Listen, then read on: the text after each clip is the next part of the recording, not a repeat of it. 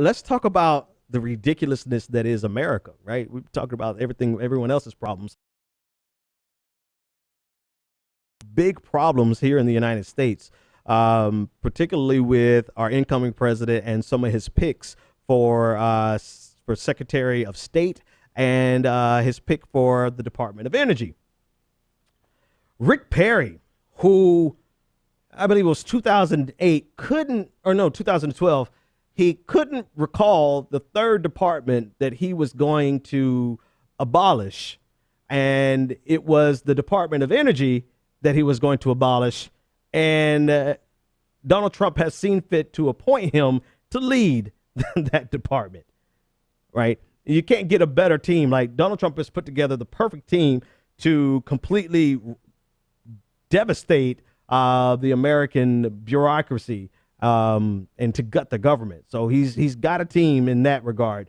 So he's picked Rick Perry, former governor of Texas.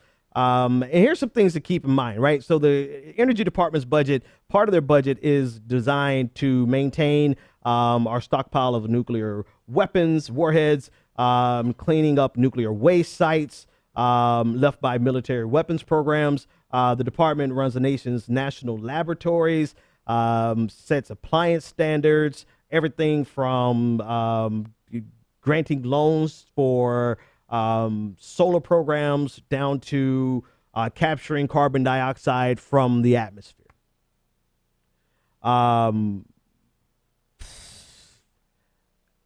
The responsibility that Rick Perry has now been given, he's in the perfect position to completely gut any small progress that we may have seen on climate change. And again, I don't want to seem surprised. I don't think anyone should be surprised. As soon as Donald Trump won, you could kind of feel this out. You could fill out the scorecard of what he was going to do. And I always suspected, and we're seeing this in practice, that he was going to lean on the Republican infrastructure and appoint people who are antithetical towards science in general, climate change science specifically. They're going to do whatever they can to roll back Roe v. Wade. They're going to do whatever they can to just renew the culture wars and set us back on marriage equality. They're going to do, I mean, as soon as he was elected November 8th, you could kind of see the future. So this is not shock and awe with Rick Perry, except for the fact that it's a very clear statement about his intentions. Like picking Rick Perry for the Department of Energy is a very clear statement from Donald Trump stating that he has intentions of tearing the department apart. I don't think he's going to be able to disband the department or in the department, but he's clearly putting in someone who has intentions of undermining some of the key things that it does. Abolished is the word I was looking for. So that's one pick. The other side, just trivia. Donald Trump is definitely cucking the entire Republican Party because Rick Perry previously called Donald Trump a cancer, quote unquote cancer, to conservatism. Well, Rick Perry, you are now working for that cancer. So the fuck does that make you? His other pick that we should discuss is Tillerson, I believe is how you pronounce his Exxon CEO Rex Tillerson. So Tillerson has served as a CEO of Exxon for the past 6 years. He started with the company back in 1975. He's gone through an interesting set of names from, and Donald Trump in this respect. Donald Trump has gone through an interesting set of names considering Rudy Giuliani, who's no longer in the running, and Mitt Romney, who had that very awkward picture at dinner subjugating himself to the rule of Fuhrer Trump. But he's rejected both of them, and it looks like it's going to be Rex Tillerson. So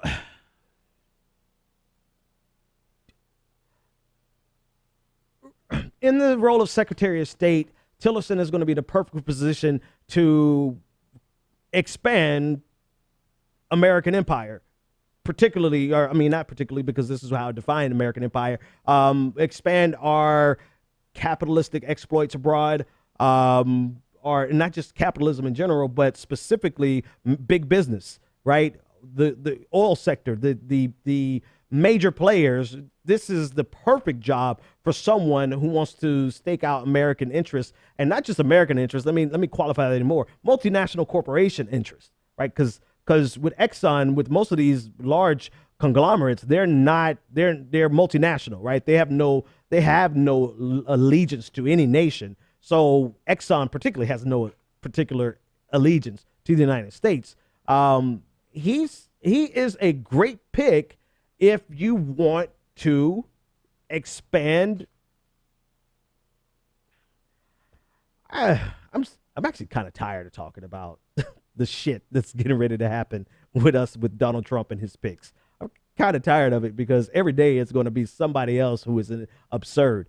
But what is interesting about Tillerson is, out of everyone who is fomenting to the top of Donald Trump's pick list, Tillerson is one of the few who actually does believe in climate change science.